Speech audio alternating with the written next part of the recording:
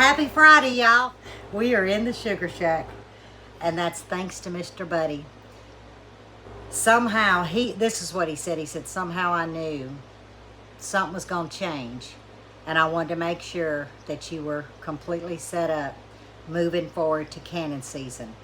And that, my friends, he did. So, I'm a little unorganized, as in I need a new bucket of sugar to keep out here instead of hauling it. I'm gonna grab me a couple of little knives, just a few little things I've got to get in the house and bring out here, and then I will be pretty well set, you know, like a teaspoon. I need to get me another set of spoons, measuring spoons, to have out here instead of hauling them in. But real quick, I have my coffee. Let's get an update on Mr. Buddy. He is sitting right here with us. So if he needs me, this will go off. This has been fantastic. But his vital signs are great. And 2 days ago, many of you know Miss Ree, No Insanity. Her and Mr. Randy are very close friends of ours. Well, I don't even know if I can repeat this. But anyhow, she said her and Mr. Randy sent Mr. Buddy a gift. So be looking for it. Well, 2 days ago it came in. And there was a note inside that said, these shirts are not to be worn on a stripper pole. This is for medical purposes only. And I thought, what in the world? And Buddy said, what in the world did they send me? Y'all, I've never seen anything like it. He actually is wearing another one. We have two, so I'm washing and rotating every day. You know how Mr. Buddy loves those, I call them biker shirts. They're cut off, well, they're not wife beaters, but they got like a broad band here, you know, sleeveless. You know, that's what he loves to wear. He's got a black and gray one. But the cool thing about it is, right, which I guess you could make them. I'm not a seamstress. But there's 3 little snaps here. And then down each side is snaps. So all he has to do is stand there, because he can't take his arms out of his center point, okay? Core is what they call it in this area. So I just put it over his head and unsnapped them, of course, and they just hung. Then I snapped each side, and it's like he's got, and it's a soft cotton too.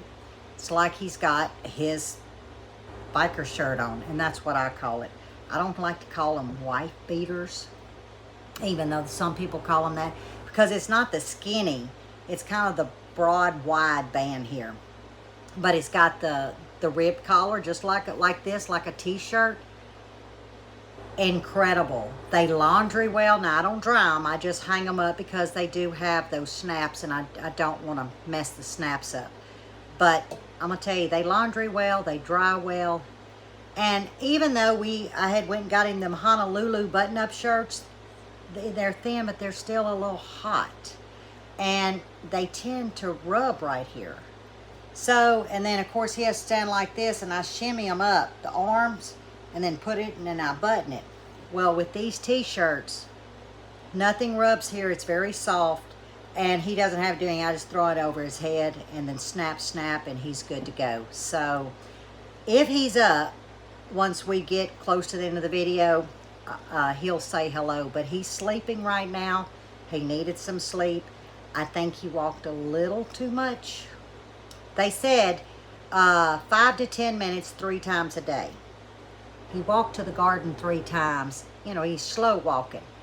I'd say he needed a nap. But he's doing great. He is doing great, and I almost fell. Leave it to Lippy. But y'all, I promised you old-time plum jelly. Now these are plums out our garden, and what I have here is 3 pounds that I washed. Every time I'd get 1 or 2, I would rinse them, pat them dry, and put them in a bucket in the ice box, my outdoor ice box. But I went ahead and I weighed them. I tore after I put the measuring cup on so we could get an accurate weight, because I was trying to get 3 pounds, which I think will be plenty for a small batch. And I will be using my electric Presto canner. But this is a water bath recipe. So if you don't have that, once we get there, I'll tell you the amount of water above the jars, and you're gonna water bath for 5 minutes. But I'm gonna take my time. We're gonna go through this as if we've never done plum jelly before. I'm gonna take my time because many of you asked for this recipe. Oop, I don't need this big pot. And yes, I'm using my stainless steel pots, but I don't need this right now. Let me turn it over. What I need is my pot. That's what we're gonna start in. Now, I did go through here. I have one bite. I called myself going through, so I'm gonna cut that out. But what I do different, most people will just take the whole plums, drop them in here, cover with water, and proceed to the steps I'm about to tell you. My mother never did that. My mother always cut her plums because she said she wanted to get every bit of that juice from that pulp because we will be straining. So I want to get this part off. This, I should have got a serrated blade, but this is all right. Oh yeah, and I want y'all to look at this. I got to get a paper towel. Hang on, y'all. Let me get a paper towel to set my cuts on. But look at that. That is a beautiful plum. And I'm going to tell you, me and Buddy's been, I get one, he get one, the pot gets one. This is precious commodities. But we have been enjoying them because they are absolutely beautiful. Oh, and some of you may ask about that plum tree. This here came off the medley because it's really dark. Some of these have come off the Chickasaw. That's the two varieties that we grow here. The Chickasaw, if you want to tell the difference, it's more of a 4 or 5 foot plum tree, kind of bushy. Whereas a medley has a pretty nice stalk, a trunk, and it comes up. They get 6 feet, you know, average 6, 7, not over 7. But they have more of that tree look, where a Chickasaw has a bush look.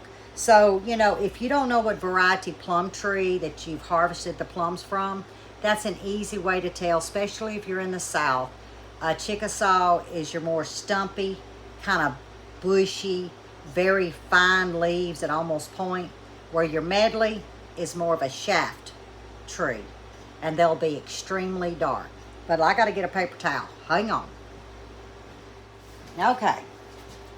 I'm going to get a piece for me and a piece for the little cutoffs. Now, let's go back. I should have got a serrated. But what my mother used to do, because there is a seed in here, and she used to try to go right around the seed and just cut a piece off. And then try to go to the other side. It doesn't have to be perfect, because what you're doing is just opening it up. That's all you're doing, is opening it up. And which makes sense because you want to get as much of that juice as you can. See, I'm basically pulling off an end, a side, and letting the flesh get exposed. So, it is hot here today. Oh, and I did harvest all those berries. I let them sit. I've got 2 quarts, almost 3 quarts now. So, we will be doing blackberry next. You know, even though this is not an abundance of plums, it's still going to make a nice batch. Guys, I can't believe how beautiful these are. And they have not been sprayed. You guys saw what I did to my fruit trees. But we'll do blackberry as well. Y'all notice I'm kind of squeezing as I kind of rip a side off. But yeah, I got all those harvested, and I did rinse. You know, now I don't rinse my blueberries. Not unless I'm fixing to eat them right then. But I never wash my blueberries. I just throw them right into the freezer bag. Oops. They juicy. But like I said, we're going to be straining this. But a lot of people will put them in their whole, and my mom always said you're not getting all the goodness out of there. Or what is her name again? Miss Brenda Gant. What does she always say? The goody. Yeah, the goody. I love that woman. I'll watch her and she says, so don't forget the goody. Well, that's basically what I'm doing. I'm making sure I get all the goody. Yeah, I know it's hot today, y'all. Ooh, Lord, is it hot. But it's a good day. I have my love with me. It's a good day. All right, I'm not going to bore y'all because I could just sit here and just talk. I'm just going to get all of these kind of broke up, opened up. And pull that off. There we go. And once I get this all done and get my hands washed, then we'll move to the next step. And the next step is important too. And it doesn't look like much. But guys, this is going to make a good batch. And like I said, if you have an abundance, I'll show you what to do when you have a lot. Okay, this is just tap water. And I am going to add just enough to lightly cover these plums. There we go. Make sure you don't want any plums sticking above the water. I mean, you're not trying to drown them. You're just trying to lightly cover them. A little drop more. I got a couple of them sitting there. There we go. To the stove we go. We need to bring this to a full rolling boil. And once we do that, I'll show you the next step. Now, while it's coming up to a boil, what I said was if you have large amounts, you can freeze those whole plums till you're ready to do your jelly. What I like to do, if I have an abundance, I go ahead and wash them and I prep them just like this. And I use a big pot. And I will go ahead and render my juice, which we're going to go through the steps. Once I render all of my juice, let it get to room temperature, I freeze it. And I like to freeze mine in freezer bags. 5.5 cups at a time, or you can, if you know you're going to do a lot that day, but 5.5 cups of juice is what we need for one batch of jelly. So I will freeze it. I've even froze it in milk jugs, tea pitchers, anything you have, and for large volumes, or 5.5 cups of juice. Get it in the freezer, and then when you have time, or it's not hot outside and you want to do this in the fall and winter, your juice is already prepped and ready. It cuts all of these steps out. So had I had more, I would have spent a couple hours getting my juice ready to put in the freezer, and then down the road, make a batch, or spend all day making plum jelly. Well, I'm going to dump this, bring this up to a rolling boil. Once it comes to a rolling boil, I'll bring you back because we need to let it boil for 5 minutes. Then that stove eye goes down to a low simmer. And we're going to let it just simmer and get all that goodness of them plums out, because we will be straining to get all that junk. And sometimes I strain twice. And you can use cheesecloth, you can use a tea towel, any towel. I like to use white. I keep my wash rags and things that I use out here in a container. I think y'all saw me at the beginning. That way I can bleach and store them back up. Sometimes they have stains on them. Sometimes I get the stains out, but they're bleached and cleaned for me to work with food. I don't mix those with the household rags. So really, a good clean washcloth, towel, whatever you have, will work. Y'all hold on. I had to do some modification. Something broke on my tripod. But I turned you on because it's starting to boil. But once it comes to a rapid boil that I can't hardly stir down, we're going to turn it down to a low simmer. And what we're doing is bringing up that boil for 5 minutes, because that's going to break all that pulp and stuff up in there to give us some really tasty jelly. Okay, we are going to turn it down to a number 2. Stir it so it doesn't crest over. And we're going to let this simmer for 20-25 minutes. You'll be able to tell when you pick this up, and there won't be a visible sign of a solid plum. Now on your stove, you may have to go to a 3. I'm on a 2. Well, now I'm on a solid 2.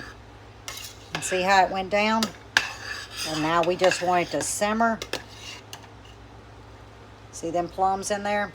It'll completely just separate, and you'll end up with the seeds, mushy pulp, which is the inside, and just a lot of skin. Y'all, I think that was a very important piece. So if y'all go, don't worry, I'll pick you back up. You won't hit the ground, you're in this little thing. But if I breathe a little too hard, y'all just gonna fall, because obviously this had something to do with it. Y'all, this first tripod I had when I started making videos. I don't know if y'all remember. If y'all been around since the beginning, I didn't know the legs extended.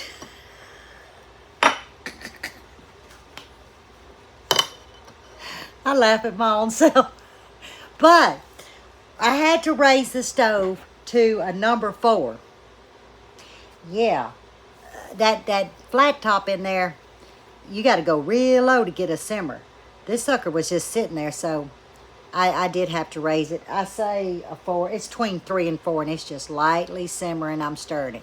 So while it's doing its thing, because we got 15 minutes to go, because it wasn't doing its thing. Anyway, let's talk about Mr. Buddy again.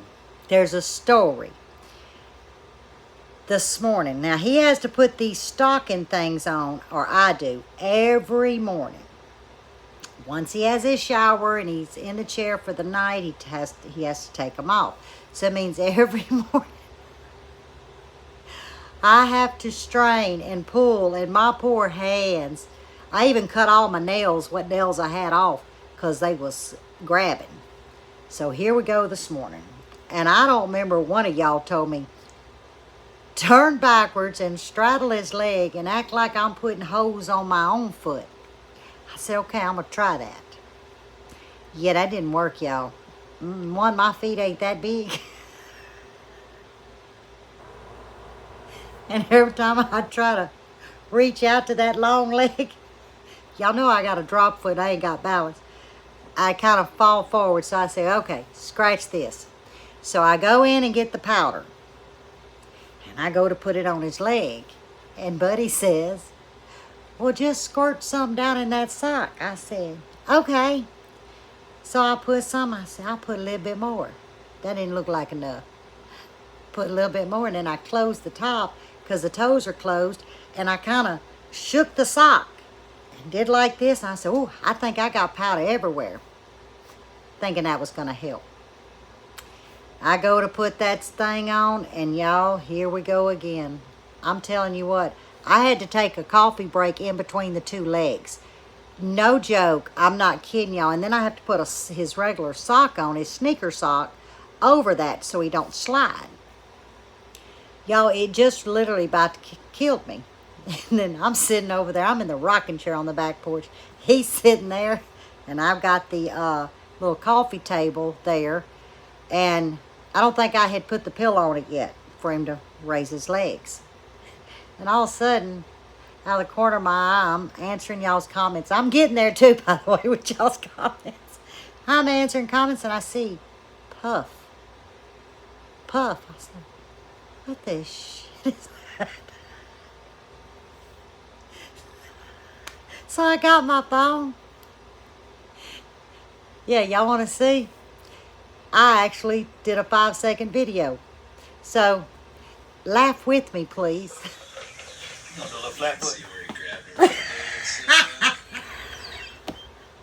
Do you think I overdid it with the powder? He's still puffing. He goes to the bathroom and there's little powder marks all the way. Well, I got to take my damp mop and get that up because you can go skiing. Y'all, between me trying to shower him, which we did figure out what I was doing, I talk with my hands. So I'm talking to him. Well, I'm talking, right, with my hands. That's how I flooded the bathroom. So now I go to talk and he says, shut up. So I've almost mastered the shower. Y'all gonna think I'm a horrible nurse. I'm a good nurse. It's just I'm treading waters I'm not familiar with. But I could have left this story out, but it just ain't Lippy. I have to share the truth. So my advice for y'all, who I hope you never have to deal with them compression socks, but if you do, put a little powder on the legs. It ain't gonna help, but it ain't gonna hurt. Do not put powder down in them hoses. Those, I don't know what I'm gonna do. When I get them off tonight, I imagine powder's gonna go everywhere and I'm gonna have to hose them off outside because I don't want it in my washing machine. Oh, that's the canner talking to me. I was like, oh, we got an alarm going off. Yeah, I'm delirious. What can I say? I'm not sleeping. I got an ear open at all times. But that's all right. He's worth it. So what is that saying? That's telling me I got to fill my jars, and I'm far from filling my jars. But that's okay, because I'm going to turn it off, and I'll go back to that step. Because y'all didn't need to see me put some jars in there. Well, I'll tell you. Well, when I start it over, I'll bring y'all over there as if we just started. But yeah, it's calling my name. All right, I've done talked what? I don't know. 6 minutes, so we got about another 7 minutes. I'll meet you back over there in about 7 minutes. When I went to hit start, the phone started going, whoop. So, y'all don't move, please. We are done cooking this down. It went 23 minutes. So, what I want to binge, well, okay, let me try something. Y'all, I got to hurry up and get me a new stick. Ooh, but let me show you what I did. Hang on. Whoa, hang on. Oh, never mind, hang on.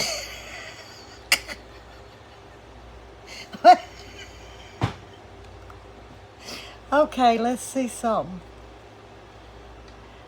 Y'all know I ain't cut this out. I'm too tired to cut this out. Okay. Y'all, this is a teaching tutorial video, not Saturday night comedy show. But I got a bowl. I got a strainer in here. I got my tea towel. And I got clothespins holding the tea towel. Now, look, you can strain any way you want to strain. There's no right or wrong, okay? But this is how I'm going to do it.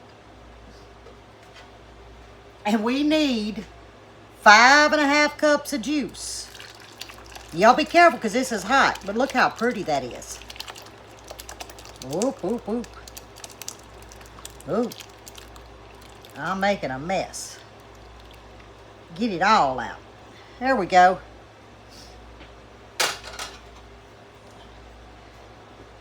Now I'm going to let it sit here and strain. That's going to take a couple of minutes. And then I will lift this up so it can really strain because you know I got juice under there. But you see it's going down. Okay. That gives me time to wash my pot because that's what I'm going to do my jelly in. So, I'll be right back. This is straining. Y'all just see it. I'm going to wash my pot. Now watch me touch it. That sucker fall down. Okay, what I've done is I've picked it up. You see that I've got my tea towel here. And I am just mashing every bit of that juice that I can get out. Now what we're looking for is 5.5 cups. Look at that beautiful juice. And I'm going to have just enough. It usually takes about 3 pounds. Let's see if I'm right.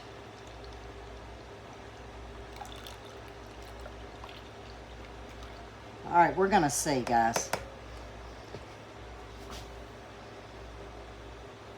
I'm about 5 1/4. Gonna top it off with just a little bit of water. I'm going slow because I want to make sure my measurement's right. And there we are, 5 1/2 cups of juice. I did wash my spoon off because I didn't want any pieces of pulp. So in goes our 5 1/2 cups of plum juice. Isn't that beautiful? To my juice, I'm going to add 1 box of Sure Gel. Now you can get the sugar free. We're not worried about the sugar here. So that's 1 box. Now some of you have seen me do this. I keep a package of pectin in this little container, just one of those packages. And my mom always said a little lagniappe because depending on your humidity, if it's raining that day, you want your jelly to set. Using a teaspoon measure, I'm going to go a heaping teaspoon. We're going to turn our stove eye on to about a number 6. And we're going to get this well and combined. I'm sorry that you hear the noise scraping. So let me get this stirred in. You can see I still have some pectin here, some Sure Gel. I'm going to get this well and combined because we're trying to reach a rolling boil. We're at that boil that we cannot stir down. Now, some people will put a dollop of butter for the froth. Let me turn it down a little bit.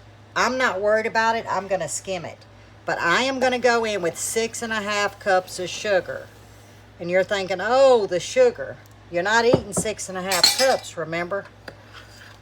When you get a little bit on your biscuit or your toast or whatever. And we want to stir this and get it good and dissolved. I am sitting now on about a 5 1/2. Every stove is different, guys. Y'all may have to set y'all's on 8 to reach that temperature. But you definitely want to stand here and get this dissolved. And what we're doing is we're going to dissolve it. We're going to bring it to a boil. A boil that you can't stir down again. And we're going to let it boil for 1 minute. So we're going 1 solid minute. And we're going to take it off the stove. Hey guys. I've got y'all down, but I wanted y'all to see what I'm about to do. Now you don't have to, but it makes for a prettier jar. And it doesn't hurt that your jelly's sitting here while you're doing that because it just takes a minute. Now my daddy, y'all have heard me say this. You know what? I know what's wrong with this table. I don't have the wheels locked. My daddy used to say, now save me that. And he would sop his biscuit in this. I will have to pass. But my daddy wanted this to sop his biscuit in because it'll get a little hard as it sits. I'm sure y'all know some of your family members that did that, or y'all may do it. Here's one of the jars.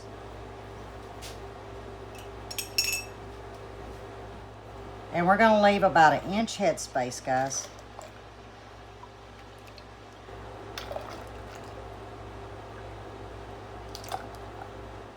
Guys, can you see down in this pot? Maybe a teaspoon. Perfect. Now, I did pull out 1 pint, and I did that for my daughter because there's 5 of them. I've just got some vinegar, got a piece of paper towel, got to open it, Lippy. And I'm just going to do 1 jar, and then we're going to get them processing. Remember, it's going to be 5 minutes water bath, but I'll move the camera so I can show y'all how mine works using a electric pressure canner. I'm using 4 jar flats. I ordered these last spring. I'm really liking them. But I do have a lot of ball. Make sure that's 1. But these were recommended, and I'll tell you, I really like them. We're just going to get these lids on. Ooh, mercy. You just want finger tight. You don't have to crank down on them. Okay, into the counter they go. Okay, I've got some hot water here. Perfect. Lid on. There we go. We're going to hit next and walk away. 5 minutes. Look at that color. And look how much we yielded out of 3 pounds of plums. That jelly is gorgeous, isn't it? And we got a lot out of those 3 pounds. But I didn't explain when I added that little bit of water, it's because I was about a ½ inch short. I like to do 1 inch to 1.5 inches of water above my jars when I'm water bathing jelly, for instance. Some things that water bath longer, you want a 2 to 2.5 inch. In this case, I wanted about 1.5 inches of water above my jars. So I was a little bit shy, so I just added that little bit of hot water, you know, and it was perfect. So I'm going to just close the sugar shack. The canner is unplugged. Jelly's going to sit here. Everything is cleaned up. And guys, this is how I was taught to make plum jelly. So if you can get a hold of some plums, please try it. And like I said, you can make your juice, cool it down, freeze it, and work with it later on. But a true measurement is 5.5 cups juice, 6.5 cups sugar, 1 package of Sure Gel, sugar-free or not, and that heaping teaspoon of Sure Gel for a lagniappe means a little something extra. That will secure that your jelly sets up. But as always, stay safe, stay well, and God bless. And I will see you on the next one. Bye, y'all.